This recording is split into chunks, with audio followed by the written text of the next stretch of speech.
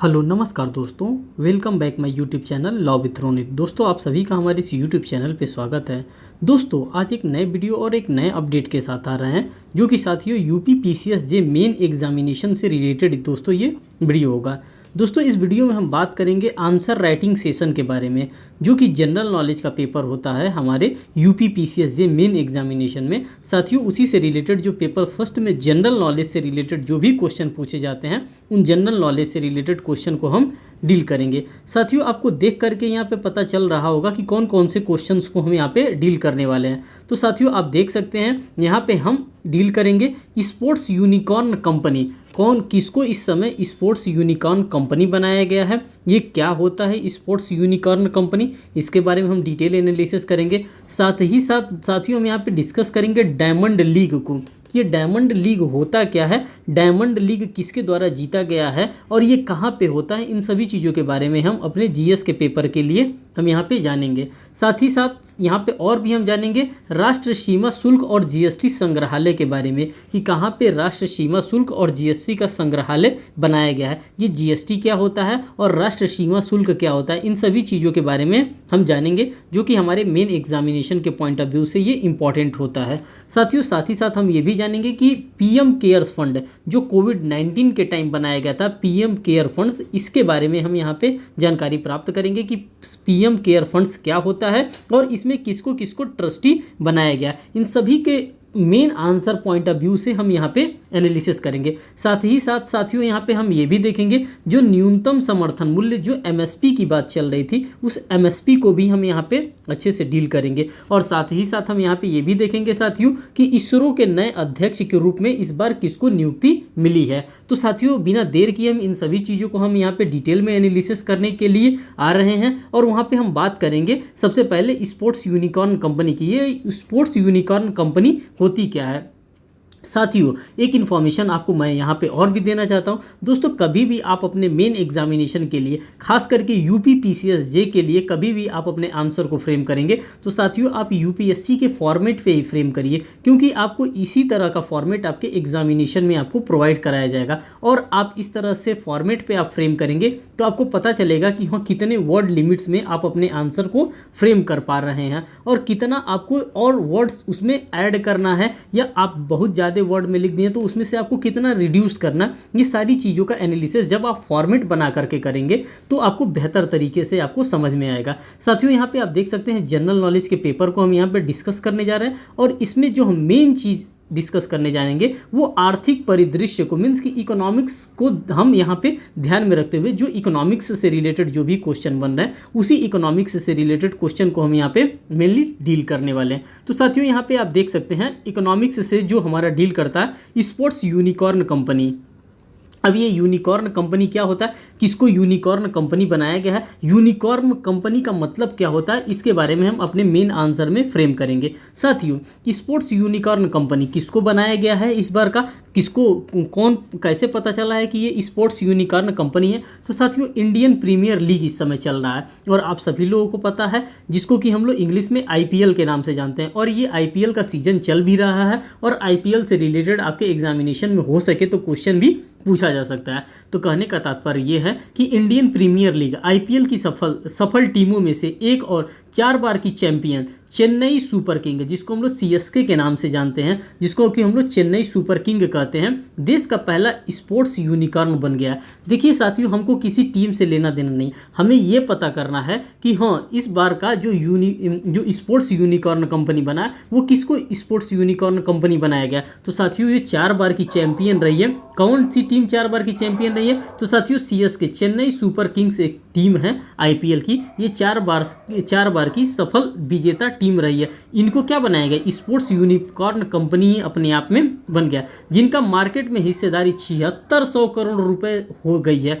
किस तरह से स्पोर्ट्स यूनिकॉर्न कंपनी बना है, तो साथियों इनका मार्केट में जो हिस्सेदारी है, जो इनका शेयर है वो 7600 करोड़ रुपए इनकी मार्केट में हिस्सेदारी हो गई है। इसी के कारण से ये क्या बन गया, ये स्पोर्ट्स यूनिकॉर्न कंपनी बन गया है। कौन बन गया है, तो साथियों सीएसके चेन्नई सुपर किंग्स।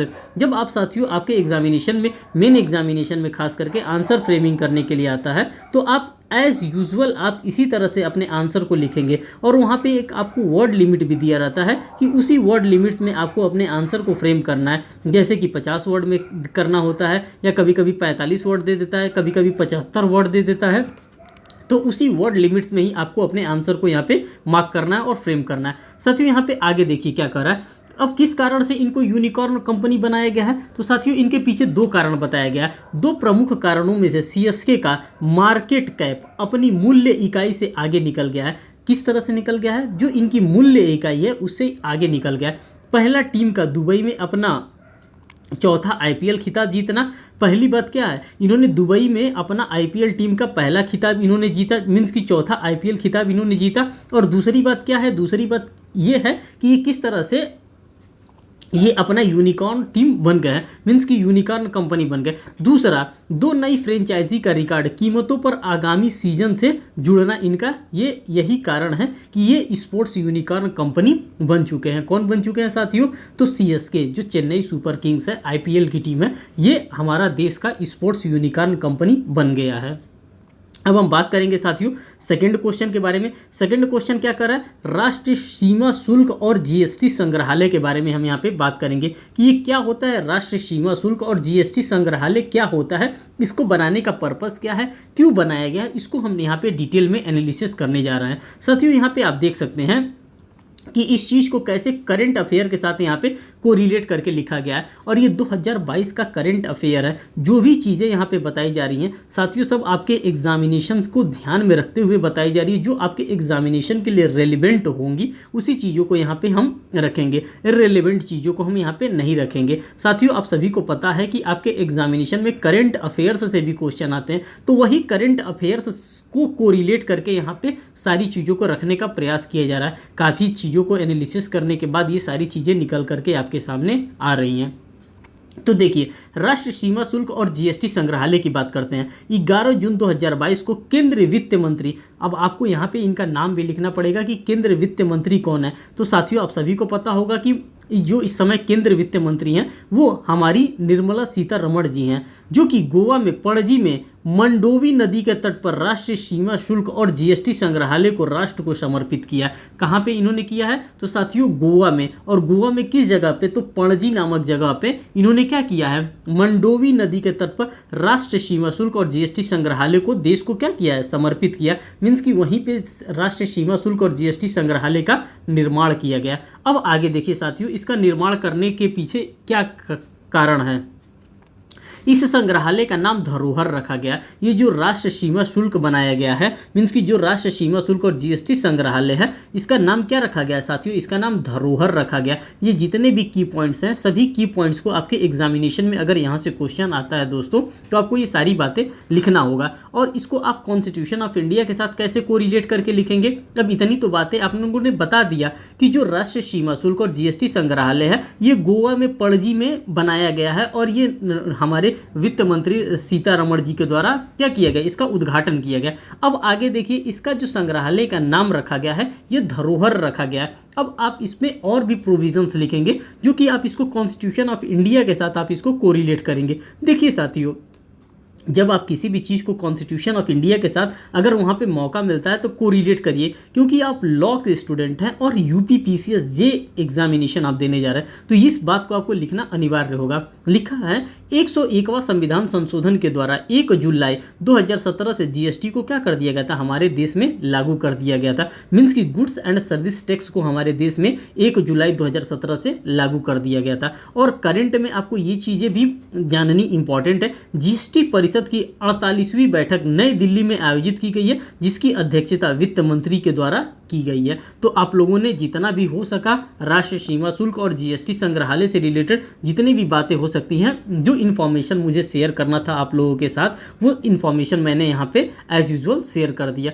और ये बातें आप लिखेंगे तो आपके एग्जामिनेशन में आपको अच्छा नंबर भी गेन होगा। अब बात करते हैं साथियों न्यूनतम समर्थन मूल्य, एमएसपी क्या होता है। एमएसपी पे कब प्रोडक्ट्स को किसान खरीद रहे थे, इसको लेकर के बड़ा मीडिया में भी बवाल चला था। आप लोगों ने अक्सर इसको मीडिया में देखा ही होगा। जो न्यूज़ चैनल वाले होते थे वो इनको दिखाते थे कि एमएसपी पे कहाँ पे किस टाइप का बवाल काटा जा रहा है। वही एमएसपी है जिसको हम लोग मिनिमम सपोर्ट प्राइस के नाम से भी जानते हैं। साथियों देखिए यहाँ पे करा केंद्र सरकार ने 3 विवादास्पद कृषि कानूनों को वापस लेने और 8 महीने बाद फसलों के न्यूनतम समर्थक मूल्य एमएसपी की अधिक असरदार एवं पारदर्शी व्यवस्था के निर्माण के लिए एक समिति का गठन कर दिया है। आप सभी को पता है कि इसके लिए क्या किया गया, एक समिति का गठन किया गया है। किसके लिए? ये जो कानून बनाया गया था, इस कानून में बड़ा विवाद हो गया था एमएसपी को लेकर के, मीन्स की जो मिनिमम सपोर्ट प्राइस था, इसी मिनिमम सपोर्ट प्राइस को लेकर के विवाद कर दिया गया था किसानों के द्वारा। और इस कानून को, ये जो लॉ बनाया गया था पार्लियामेंट ऑफ इंडिया के द्वारा, इसको एबॉलिश करने की मांग की जा रही थी कि आप इसको क्या करिए, ये इसको समाप्त कर दीजिए, ये हमारे लिए सही नहीं है। एपीएमसी जो मंडी था, वहाँ पे मंडीज के बारे में भी यहाँ पे बात की जा रही थी। तो उतना चीज़ें आपको यहाँ पे लिखने की आवश्यकता नहीं है। ये एमएसपी की अगर बात कर रहा है तो आप एमएसपी पे ही अपने आंसर को केंद्रित करके लिखेंगे, आपको बहुत ज़्यादा इसमें बढ़ाने की आवश्यकता नहीं है। तो वही समिति का गठन किया। एमएसपी समिति के प्रमुख पूर्व कृषि सचिव संजय अग्रवाल को यहाँ पे क्या बनाया गया, इसका सचिव बनाया गया। इस साहब का नाम आपको लिखना जरूर है, तभी आपको यहाँ पे पता चलेगा कि एमएसपी के लिए किसको बनाया गया, किसको उसका सचिव बनाया गया है। अब आगे देखिए साथियों, अब पीएम केयर फंड्स के बारे में आप सभी लोगों के द्वारा सुना गया होगा कि ये पीएम केयर्स फंड क्या है, और पीएम केयर्स फंड अगर बनाया गया है तो किसके लिए बनाया गया है, किस टाइम में इसके पैसे का इस्तेमाल किया जाएगा, इन्हीं सभी चीज़ों के लिए, इन्हीं सभी चीज़ों के बारे में हम यहाँ पे बात करेंगे। साथियों, जब पीएम केयर्स फंड की बात आती है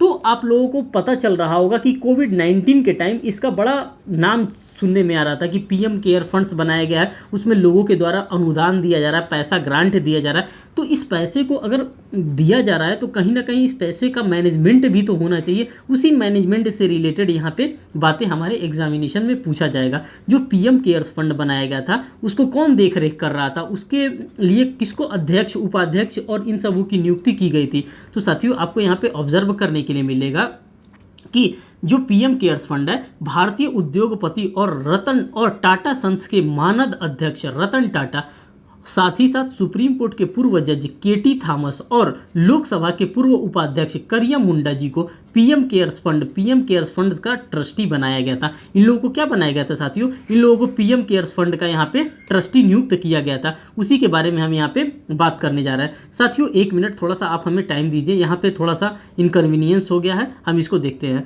ठीक, पीएम केयर्स फंड का इनको वो बनाया गया था, ट्रस्टी इन्हीं लोगों को पीएम केयर्स फंड का बनाया गया था। अब साथियों, अब इसको आगे ऑब्जर्व करते हैं। आगे देखिए क्या करा, भारत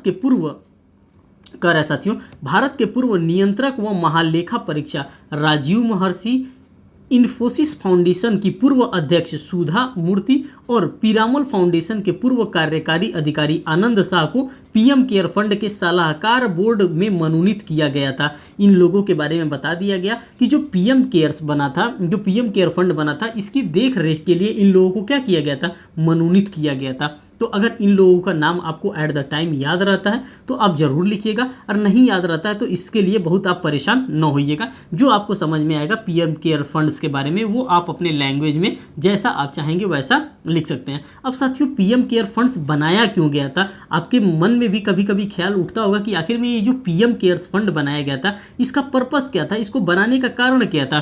तो साथियों, इस फंड को कोविड-19 महामारी के दौरान आपातकालीन राहत उपायों को हिस्से के रूप में बनाया गया था। मीन्स कि आपातकाल अगर लग जाता है, अगर हमारे देश में इमरजेंसी की सिचुएशन आ जाती है, तो हम क्या करेंगे, हम एक फ़ंड को रेस करके रखेंगे जिससे कि हमें किसी दूसरे देश पे डिपेंडेंट नहीं होना पड़ेगा। कब के लिए बनाया गया था, तो साथियों, जब हमारे देश में महामारी आया था, हमारे देश में क्या पूरे विश्व में ये महामारी आया था, कोविड-19 नामक महामारी, उसी महामारी से बचने के लिए हम लोगों के द्वारा, प्रधानमंत्री के द्वारा क्या बनाया गया था, तो पीएम केयर्स फंड नामक एक फंड बनाया गया था। और उसी फंड के बारे में यहाँ पे क्वेश्चन बन करके आ रहा है। साथियों, इस क्वेश्चन को रखने का यहाँ पे ये पर्पस था कि क्योंकि ये करंट अफेयर्स के साथ भी डील करता है, इसलिए इस क्वेश्चन को यहाँ पे हमने डाला है।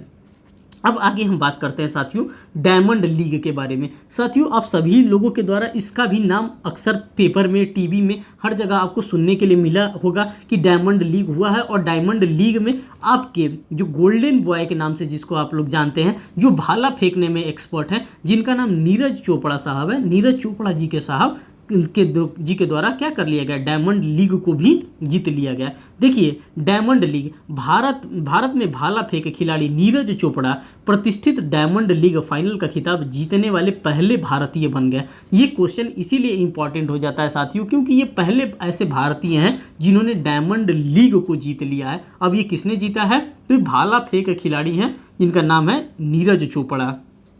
ठीक, आगे देखिए, नीरज चोपड़ा को डायमंड ट्रॉफी $30,000 और हंगरी के बुडापेस्ट में होने वाले 2023 विश्व कप एथलेटिक चैंपियन हेतु वाइल्ड कार्ड से भी नवाजा गया है। इनको क्या किया गया है, एक तो यहाँ पे $30,000 और हंगरी बुडापेस्ट में होने वाली 2023 में एथलेटिक्स चैंपियन में भी इनको क्या दिया गया, यहाँ पे वाइल्ड कार्ड से इनको क्या किया गया है, नवाजा गया है। किसको नवाजा गया है साथियों, तो नीरज चोपड़ा जी को। और ये नीरज चोपड़ा जी कहाँ से हैं, तो ये भारत के रहने वाले हैं। और इनके द्वारा कौन सा गेम खेला जाता है, तो साथियों इनके द्वारा भाला फेंक का गेम खेला जाता है। और इन्होंने भाला फेंक करके क्या किया है, भारत को पहला डायमंड लीग भी इनके द्वारा जीत कर दिया गया है। अब बात करते हैं साथियों नेक्स्ट क्वेश्चन। जो नेक्स्ट क्वेश्चन आपके पास आता है, जो इंपॉर्टेंट है आपके एग्जामिनेशन पॉइंट ऑफ व्यू से, वो है IMF का नया मुख्य अर्थशास्त्री किसको नियुक्त किया गया, जिसको हम लोग इंटरनेशनल मॉनेटरी फंड के नाम से जानते हैं साथियों।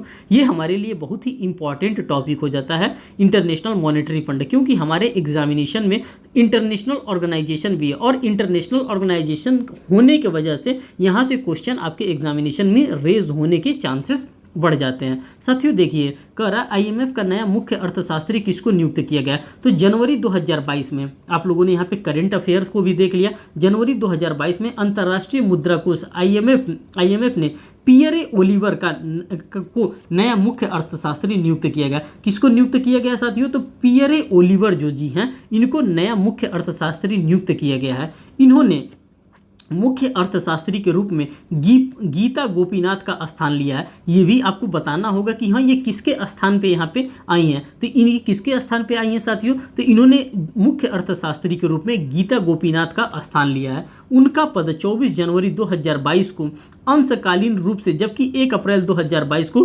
पूर्वकालीन रूप से क्या हुआ था, परिवर्तित हो गया था। किसका, गीता गोपीनाथ जी का। ठीक, अब देखिए साथियों IMF है क्या। अब IMF के बारे में भी आपको जानना पड़ेगा कि हाँ आखिर में IMF है क्या। तो अब यहाँ पर देखिए, IMF एक अंतर्राष्ट्रीय वित्त संस्था है जिसका मुख्यालय वाशिंगटन DC में है। और इस संस्था के 190 देश शामिल हैं। किसमें साथियों, जब हम IMF की बात करते हैं, इंटरनेशनल मॉनेटरी फंड की बात करते हैं, तो इसमें 190 देश क्या हैं, इसमें 190 देश शामिल हैं। ठीक, उसी की ये बात कर रहा है। नेक्स्ट की बात करते हैं साथियों, इसरो के नए अध्यक्ष के बारे में हम बात करते हैं कि इसरो का नया अध्यक्ष किसको बनाया गया है, ये इसरो होता क्या है, इसरो काम क्या करता है, इन सभी चीज़ों के बारे में हम यहाँ पे डिटेल में एनालिसिस करेंगे। साथियों अगर हम बात करते हैं इसरो के बारे में, तो यहाँ पे कह रहा है इसरो के नए अध्यक्ष। देखिए इसको भी करंट अफेयर के साथ कैसे कोरिलेट किया जा रहा है। कह रहा है 12 जनवरी 2022 को केंद्र सरकार ने प्रख्यात रॉकेट वैज्ञानिक, किसको बताया गया है, तो यहाँ पे प्रख्यात रॉकेट वैज्ञानिक, जो रॉकेट उड़ाते हैं,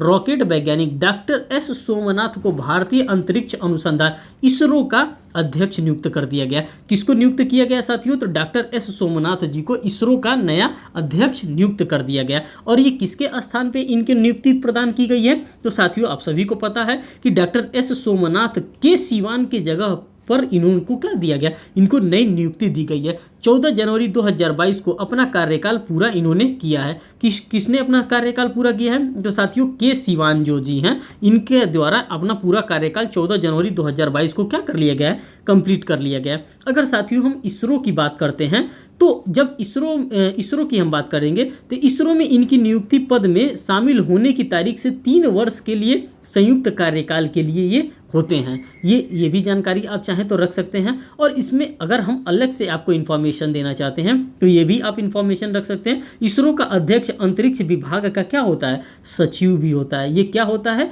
अंतरिक्ष विभाग का सचिव भी होता है, जो इसरो का अध्यक्ष होता है। साथियों इस वीडियो में इतना ही मैंने टॉपिक को रखा है। इन्हीं जितने भी टॉपिक हो सकते थे आपके जनरल नॉलेज के पेपर से, जो कि आपके यूपी पीसीएस मेन एग्जामिनेशन में पूछे जाते हैं, उन सभी टॉपिक को मैंने यहाँ पे डिस्कस करने का कोशिश किया। साथियों बाय द टाइम बिंग और भी मैं आपके लिए आंसर फ्रेम कर रहा हूँ, कंटिन्यूसली कर रहा हूँ, और जो भी आंसर फ्रेम मैं करता हूँ वो सारे के सारे आंसर आप लोगों के साथ शेयर करता हूँ। और रहा सवाल साथियों पीडीएफ का, अगर लगता है कि आपको पीडीएफ भी चाहिए तो आप साथियों टेलीग्राम ग्रुप पर जाकर के लॉ विथ रोनित सर्च कर लेंगे, वहाँ पे आपको टेलीग्राम ग्रुप भी मिल जाएगा, वहाँ से आप टेलीग्राम ग्रुप ज्वाइन करके आप इसका एज यूजुअल पीडीएफ भी पा सकते हैं। साथियों आपसे एक और रिक्वेस्ट है, और एक इन्फॉर्मेशन के रूप में भी इसको लीजिए और रिक्वेस्ट के रूप में भी आप लीजिए। साथियों अगर आप हमारे चैनल पे नए हैं तो प्लीज़ चैनल को सब्सक्राइब करिएगा, वीडियो को लाइक करिएगा और बेल बटन तो दबाना बिल्कुल ना भूलिए, जिससे मैं कोई भी लेटेस्ट अपडेट लेकर के आ रहा हूँ यूपी पीसीएस जे के रिगार्डिंग, उत्तराखंड जुडिशरी के रिगार्डिंग, चाहे वो बिहार जुडिशरी के रिगार्डिंग हो, चाहे किसी भी स्टेट जुडिशरी के रिगार्डिंग कोई भी इन्फॉर्मेशन मैं आपके लिए लेकर के आता हूँ तो वो इन्फॉर्मेशन आप तक शेयर हो सके। साथियों कमेंट सेक्शन ओपन होता है, आपको कोई भी क्वेरी हो, कोई भी दिक्कत हो तो आप प्लीज़ कमेंट सेक्शन में आप हमको कमेंट कर दें, मैं आप सभी के कमेंट्स को अच्छे से पढ़ता हूं और उसका रिप्लाई भी देता हूं। थैंक यू दोस्तों वीडियो को वॉच करने के लिए।